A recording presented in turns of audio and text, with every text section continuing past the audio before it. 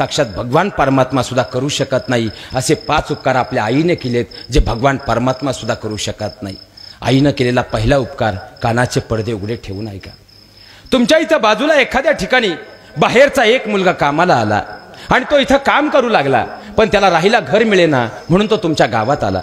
तुमच्या गावात येऊन त्याला माहित होतं की तुमच्याकडे एक भाड्याने द्यायला खोली आहे आणि तुम्ही ते हात जोडून त्यानं तुम्हाला सांगितलं की दादा तुमच्याकडे भाड्याने द्यायला एक खोली आहे, तेवढी खोली मला भाड्याने मिळेल का? त्यानं असं सांगितलं, तुम्ही असं सांगितलं की आमच्याकडे भाड्याने द्यायला खोली आहे, पण 4000 रुपये जर भाडं देत असाल तरच मी तुम्हाला खोली भाड्याने देईल. त्याने सांगितलं, दादा मी 4000 रुपये भाडं देतो, पण मला खोली मात्र भाड्याने द्या, खोली मात्र भाड्याने द्या.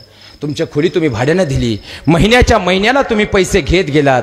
5 वर्ष तो तुमच्या खोलीत राहिला. 6व्या वर्षी त्याने इथं बाजूला इकडं माजलगावला 1 BHK फ्लॅट घेतला. तो तिथं राहू लागला. पण आपल्या गावातला एक जरी मनुष्य त्याला भेटला ना, तो आयुष्यभर एकच सांगत राहिला, मी ज्यावेळी इथं आलो ना, मला पाऊल ठेवायला सुद्धा जागा नव्हती. तुमच्या गावातला तो देवमाणूस होता ज्यानं मला पाऊल ठेवायला जागा दिली.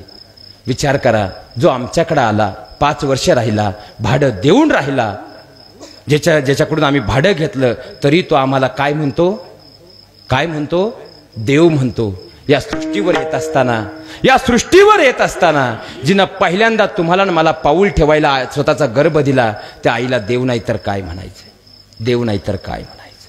आईनं केलेला पहिला उपकार, या सृष्टीवर येताना तिनं आपल्याला पहिल्यांदा पाऊल ठेवायला गर्भात जागा दिली. आईनं केलेला दुसरा उपकार म्हणजे प्राणदान आहे. प्रत्येक स्त्रीच्या जीवनामध्ये 3 जन्म आहेत. पहिलं ती जन्माला आली, दुसरी ती विवाह झाला आणि तिसरं ती बाळांत झाली. बाळांत शब्दाचा जर विग्रह केला, बाळ होताना यदा कदाचित जिचा अंतही होऊ शकतो, ही प्रक्रिया म्हणजे बाळांत आहे. अशी परिस्थिती निर्माण झाली, एक तर बाळ जगेल नाही तर आई जगेल. डॉक्टरांनी विचारलं नवऱ्याला काय केलं पाहिजे? त्याने सांगितलं की काही झालं तर माझी बायको जगली पाहिजे. सासऱ्यांनी सांगितलं आमची सुनबाई जगली पाहिजे. तोपर्यंत मुलीचे आई वडील आले होते, त्यांनी सांगितलं आमची मुलगी जगली पाहिजे.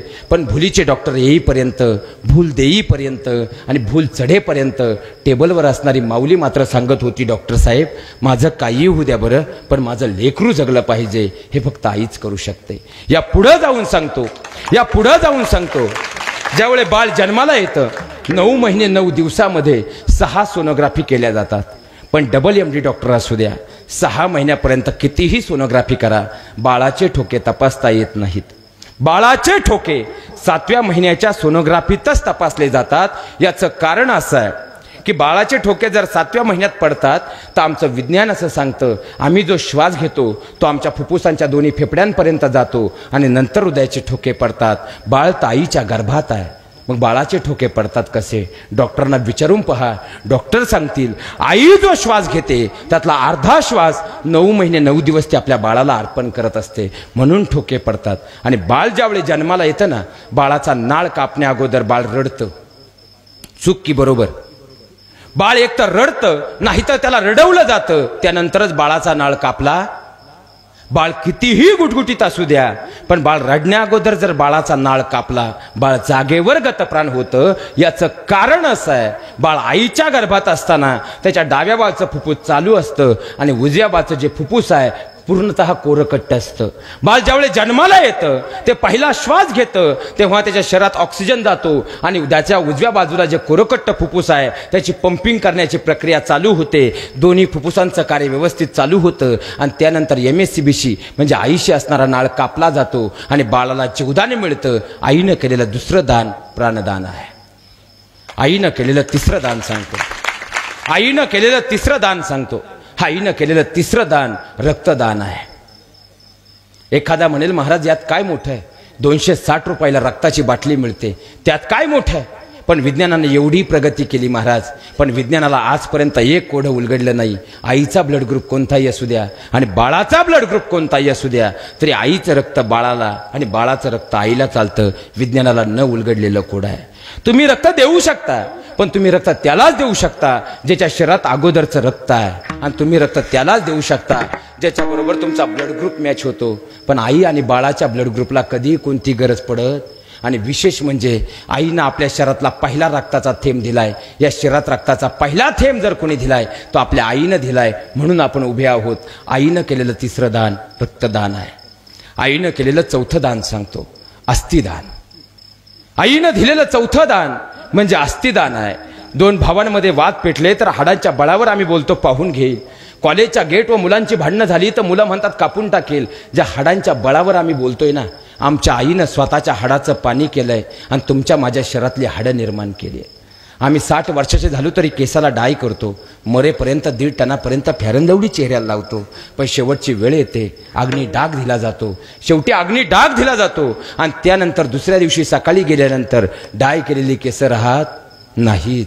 चेहऱ्याला फेरंदवडी लावली तो चेहरा राहतात ती फक्त हाडं असतात, कारण ते आमच्या आईनं दिलेत.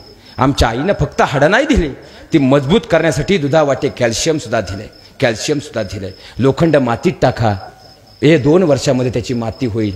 पण आजही लाखो वर्षापूर्वीचे मानवी हाडांचे अवशेष जसे तसे सापडतात. ही माती सुद्धा मातेनं दिलेल्या हाडाची माती करू शकत नाही. हा मातृत्वाचा चौथा उपकार अस्थिदान आहे. आणि आईनं केलेला 5वा उपकार तो सांगण्या अगोदर इथं बसलेल्या प्रत्येक माता भगिनीच्या, प्रत्येक आईच्या चरणाला मी प्रथमतः स्पर्श करणार आहे. हा शब्द मला उच्चारायचा नाही, मला व्यासपीठाची मर्यादा आहे, पण माझ्या विषयाला न्याय द्यायचा आहे म्हणून हा शब्द मी उच्चारणार आहे. प्रथमतः तुमच्या सगळ्यांच्या चरणाला स्पर्श करून सांगतो, आईनं केलेलं 5वं दान म्हणजे लज्जादान आहे. जी तिची लज्जा तिने जन्मदात्या बापासमोर उघडी होऊ दिली नाही, जी तिची लज्जा तिने सख्या भावासमोर उघडी होऊ दिली नाही. पण लेकराला भूक लागली, आईनं काळ पाहिला नाही, आईनं वेळ पाहिली नाही, आईनं जागा पाहिली नाही. पहिल्यांदा त्या लेकराची भूक तिनं महत्त्वाची मानली. त्या आई मग एसटीमध्ये असो, घराच्या अंगणात असो, तिनं काळ वेळ कधीच पाहिली नाही. आईनं केलेलं 5वं दान लज्जादान आहे, कारण ते लेकरू तिच्यासाठी सर्वस्व होतं. अहो, साक्षात भगवान परमात्मा करू शकत नाही असे 5 उपकार आपल्या आईनं आपल्यावर केलंय. याची नेहमी जाण ठेवा.